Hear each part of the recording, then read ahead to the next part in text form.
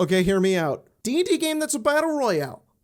Like all of these. Dropping into a giant arena and trying to survive with your friends is like peak fun, and I wanted to try to replicate that in some way within a TTRPG. And to be honest, I think that this just in general makes a really great one-shot idea. The gratifying parts of these games to me is trying to survive together with your friends, using your resources, and then being creative with the resources that you're given. However, there's a lot of complicated aspects of trying to translate this into a tabletop session with dice. The issue is that you look at this and you want to try to make it as accurate as possible, but the problem is that the DM cannot manage all these NPCs moving around on like a giant map all at once. Plus, if you were going to do singles, basically free for all, you would have to cut in between each player's actions. And then you got to make sure nobody's metagaming, and it just falls apart. But there is a way that this works. And the way I run it is I typically always do it with teams, and the party is a team, and then there's other teams that the party is also trying to defeat. And then the DM doesn't track their movements. Instead, they're just random encounters. That coupled with the map, the other encounters, the shrinking storm wall thing, whatever you want to call it, items, locations, dropping onto the map, D&D Battle Royale. It's actually one of the adventures in the book that I wrote, The Questonomicon, which we kickstarted like a year and a half ago, and it's now printed and shipping, and it's so awesome, guys. I love it so much. I'm so happy with it. Me and Tyler and Colton and Spencer are super happy with this thing. We all wrote this book together, and I really hope you guys are enjoying it. And if you didn't kickstart it, that's okay. It's on sale right now on the Ghostfire store. You can order the PDF, the book, and speaking of sale, it's actually on sale right now. There's a little bit of discount if you want this quintessential collection, but there's lots of extra stuff that we and the Ghostfire team put a lot of really hard work into making. And if you really want to run these sessions, or you don't even have to run the book, there's just really cool stuff like monster cards, the DM screen, which is magnetic and has initiative cards that you can put up, and stat blocks and anything else, character sheets if you really wanted to put them on there. There are some minis for some of the bad guys, but we wanted to make sure that this was like fun and accessible for everybody to play. So one of the coolest things to come with this is the pawns. There's a pawn for everything in the game,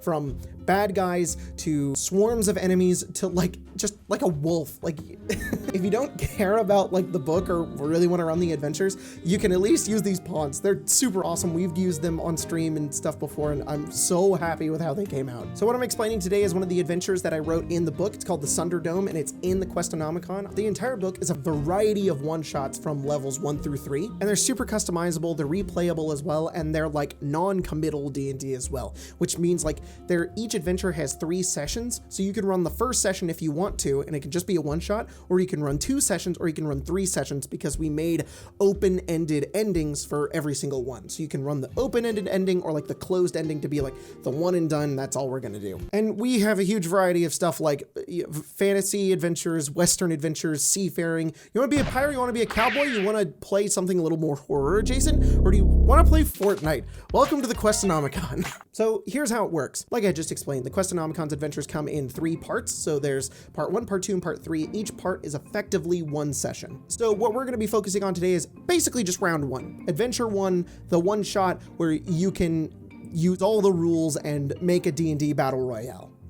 At least the way that I like to do it. So before you start an adventure in the Questonomicon, you get to choose between 2 villains. The villain that you choose for the adventure effectively sort of changes it in small ways. For the Sunderdome, the options are Rapture, an archdevil who uses the battle arena to draft soldiers into her hellish army, or Absinthos, a celestial whose black and white worldview causes him to view the Sunderdome as a form of divine judgment. Whichever villain you pick can change some of the encounters in the environment. It kind of changes the motivation of the entire story, the final villain at the end that the players fight, and the introduction as well. You can also just totally make your own villain if you want to. Once you've chosen your villain, have each of your players decide what their hook into the adventure should be. This is effectively what is going to lead them into the story and into the Sunderdome. They should be here for a reason. Each adventure in the Questonomicon has a question that you as the GM can ask your players and have them ask themselves and their characters to establish what their connection to the story is. For the Sunderdome, it's,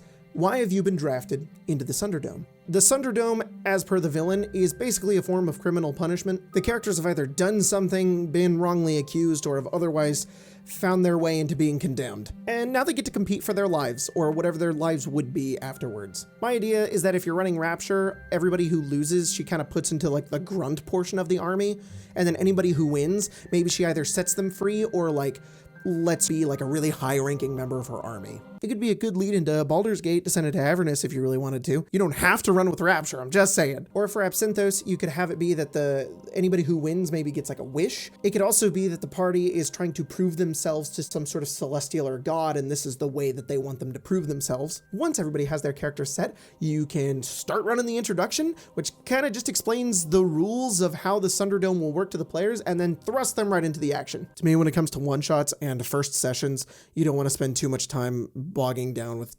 explanation and lore. Just go, here's how it works, figure it out. So, little side note, I think one-shots are a lot of fun, but I don't think I've ever played in a one-shot that wasn't at least like 6 hours long. And I think that can be a little more than what some folks sign up for when they decide to play a game like D&D. In the Questo, each adventure has something that is moving the party forward to keep them going so that the adventure can end in a timely manner. But apparently some of you have stretched these out into like 10 game campaigns, and I'm just so surprised by that. For this adventure, it's the Dome's Doom Wall. Basically the storm. At the end of each hour, it shrinks, it goes like really, really fast, then it stops, and then after the next hour passes, it shrinks again, and here's some handy maps to show you where those will be. So basically, the characters have an allotted amount of time that they can spend exploring before the dome begins to shrink. And unlike other video games and media where you can like sit in that storm for a little bit and like be a cheeky little sniper, if you're in the wall, you die instantly. Vaporized, gone.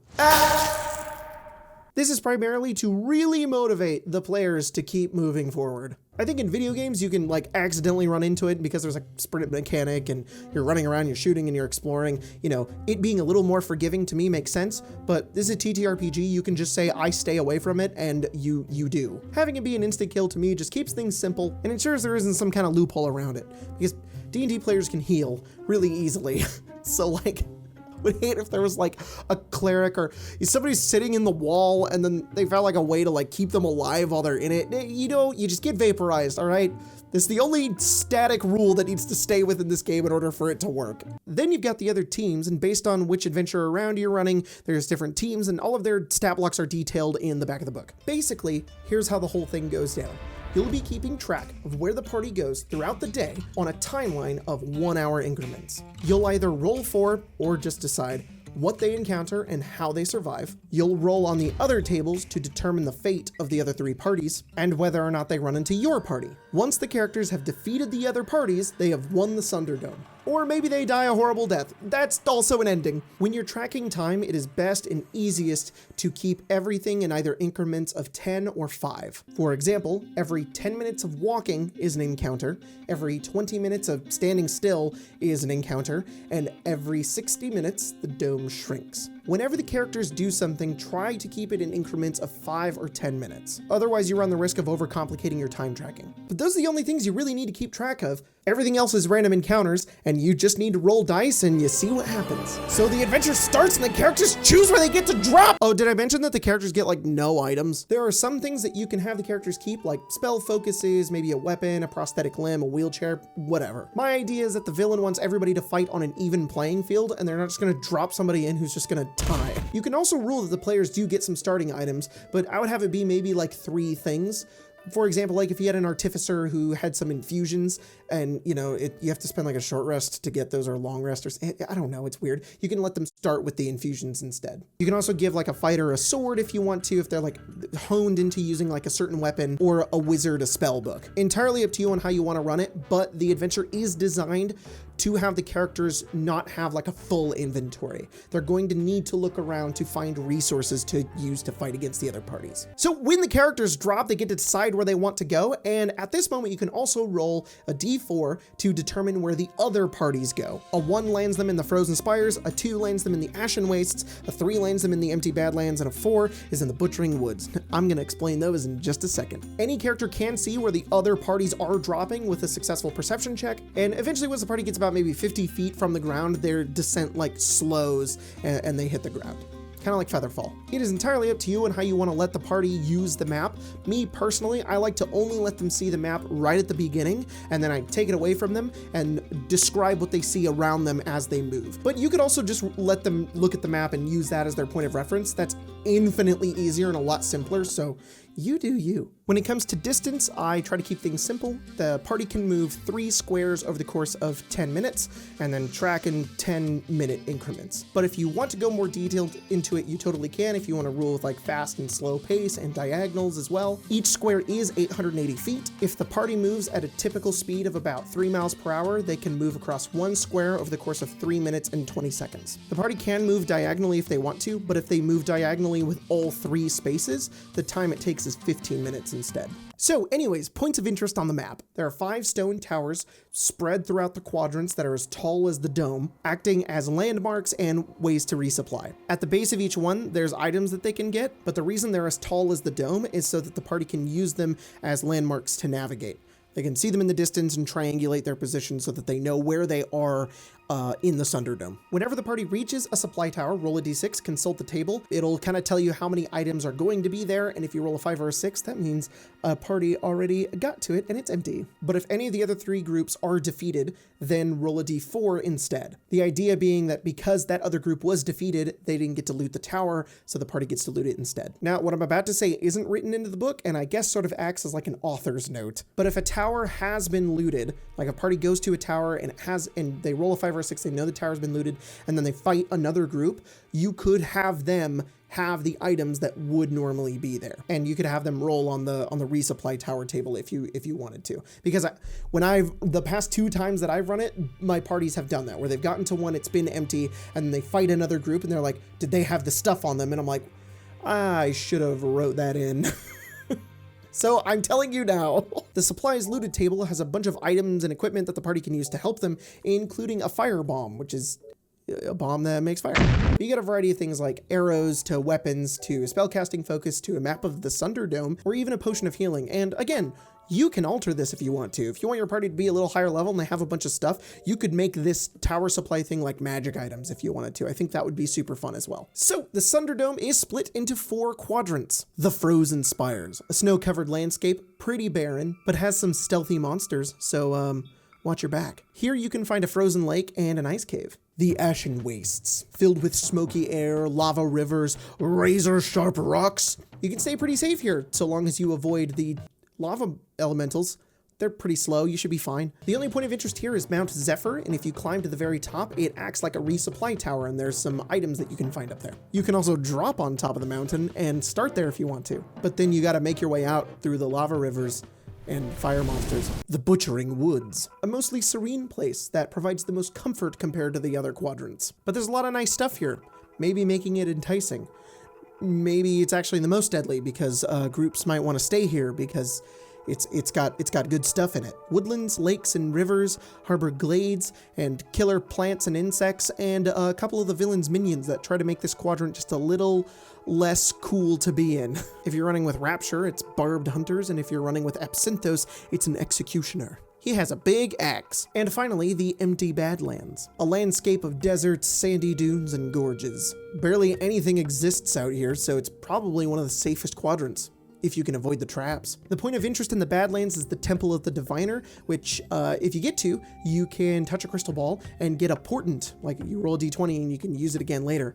You can also totally take that crystal orb and use it as a spellcasting focus. So after the allotted time has passed, every 10 minutes if they're walking and 20 minutes if they're standing still, you can roll on the encounter tables to determine what they find. There's lots of possible encounters that can happen that are different for each quadrant, including finding other groups. Rolling a 5 means the party finds evidence that another group is nearby and they can like track them down and try to find them. But a 6 is like another group is nearby and they're probably going to ambush them, so they roll like stealth. But if you don't want to roll for the encounters, you can just totally pick them if you want to. I do that all the time. I know a lot of these quadrants sound really scary and dangerous and horrible, but I really wanted to try to reward the players for exploring and looking for items. So a lot of the locations that the players get to go to will typically have something that's going to benefit them. For example, one of the random encounters in the Frozen Spires is the abandoned camp, and if they search around it, they find a potion of healing. And that is basically it. The game plays out in sort of like a free-form way. Like, sure, you as a DM need to have all this stuff prepared, but wherever the party goes is where the party goes, and whatever they encounter is what they encounter. And if you're running Adventure 2, they get little sand skiffs. So like in the first adventure, they're not going to be able to explore everything. Like the map and the size and where everything is placed is intentionally designed so the party will have to choose very specific places that they want to go to. But if you run Adventure 2 and they get to go in again, everybody gets air skiffs and they can move around a lot quicker. But some of the monsters in round 2 are built to deal with anybody being on an air skiff. Like this guy, he's an ember elemental. He's very big. And then in the final round, which is Adventure 3, instead of having any other groups to face, the party fights the villain themselves. And then every time the villain takes about 25% of their health, they teleport to another quadrant. So the party has to conserve their resources, you know, and chase the villain around the entire map in order to defeat them. And that is pretty much it. That's the Thunderdome. Thanks for watching this video, and I hope if you run this, I hope you have a lot of fun. I always love hearing the stories that you guys have with the Questonomicon. Makes us here at XP to Level 3s feel super awesome and just really complete. And yeah, it's super cool. So I hope you have fun. And also, if you have like questions about the adventure, feel free to @ me on Twitter or on Discord or something like that, and I'll try to. The camera decided to shut down, so I am now in the darkness, and it is the end of the video, so I'm not gonna get up and fix it. So anyways, I'd love to hear how your guys' games go, and as you know, I showed off this video, there's tons of props, tools, maps, and minis and pawns that you can get for the adventure, and they're all on sale right now. If you buy the products, you support me, and you make it possible for me to continue making stuff like this. I love this book. It was super fun to write, and I'm very, very proud of it. So okay, have fun out there, everybody.